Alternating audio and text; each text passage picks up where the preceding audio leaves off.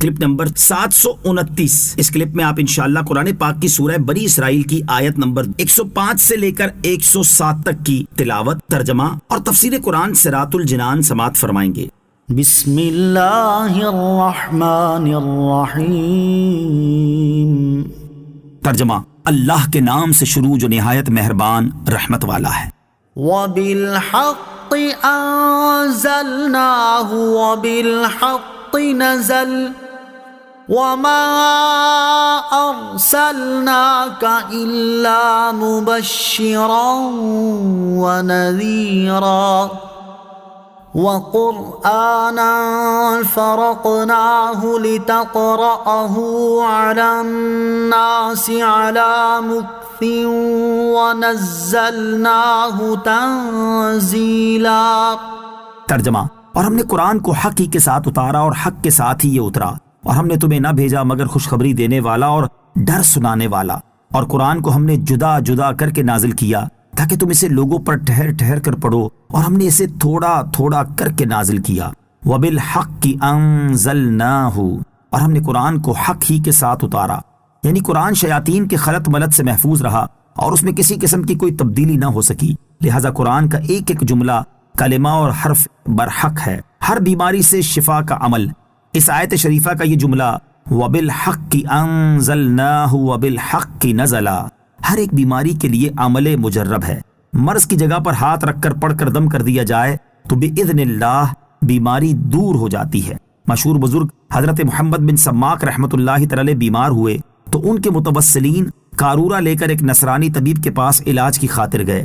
راستے میں ایک صاحب ملے، نہایت خوبصورت اور خوش لباس، ان کے جسم مبارک سے نہایت ہی پاکیزہ خوشبو آ رہی تھی۔ انہوں نے فرمایا کہاں جاتے ہو؟ ان لوگوں نے کہا کہ حضرت ابن سماک رحمۃ اللہ تعالی کا قارورہ دکھانے کے لیے فلاں طبیب کے پاس جاتے ہیں۔ انہوں نے فرمایا سبحان اللہ، اللہ کے ولی کے لیے خدا کے دشمن سے مدد چاہتے ہو؟ قارورہ پھینکو، واپس جاؤ اور ان سے کہو مقام درد پر ہاتھ رکھ کر پڑھو بالحق انزلناہ وبالحق نزل۔ یہ فرما کر وہ بزرگ غائب ہو گئے۔ ان صاحبوں نے واپس ہو کر حضرت ابن سماک رحمۃ اللہ تعالی سے واقعہ بیان کیا۔ انہوں نے مقام درد پر ہاتھ رکھ کر یہ کلمے پڑھے تو فوراً آرام ہو گیا، اور حضرت ابن سماک رحمۃ اللہ تعالی نے فرمایا کہ وہ حضرت خضر علیہ السلام تھے۔ وَقُرْآنًا، اور قرآن کو ارشاد فرمایا کہ ہم نے قرآن کو 23 سال کے عرصے میں جدا جدا کر کے نازل کیا تاکہ اس کے مضامین بآسانی سننے والوں کے ذہن نشین ہوتے رہیں، اور ہم نے اسے تھوڑا تھوڑا کر کے حالات و واقعات کی ضرورت کے مطابق نازل کیا۔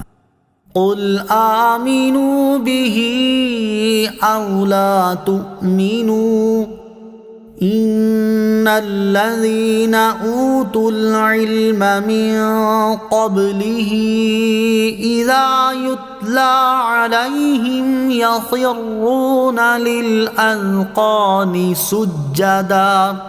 ترجمہ: تم فرماؤ اے لوگو، تم اس قرآن پر ایمان لاؤ یا نہ لاؤ، بے شک جن لوگوں کو اس سے پہلے علم دیا گیا جب ان کے سامنے اس کی تلاوت کی جاتی ہے تو وہ ٹھوڑی کے بل سجدے میں گر پڑتے ہیں۔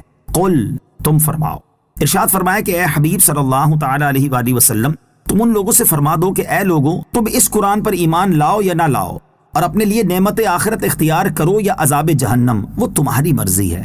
لیکن جن سلیم الفطرت لوگوں کو اس قرآن کے نازل ہونے سے پہلے کسی آسمانی کتاب کا علم دیا گیا، یعنی مومنین اہل کتاب جو رسول کریم علیہ الصلوۃ والسلام کی بعثت سے پہلے انتظار و جستجو میں تھے اور نبی پاک علیہ الصلوۃ والسلام کی بعثت کے بعد شرف اسلام سے مشرف ہوئے، جیسے کہ حضرت زید بن عمرو بن نفیل اور حضرت سلمان فارسی اور حضرت ابو ذر وغیرہ رضی اللہ تعالی عنہم، تو جب ان حضرات کے سامنے قرآن کی تلاوت کی جاتی ہے تو وہ ٹھوڑی کے بل سجدے میں گر پڑتے ہیں۔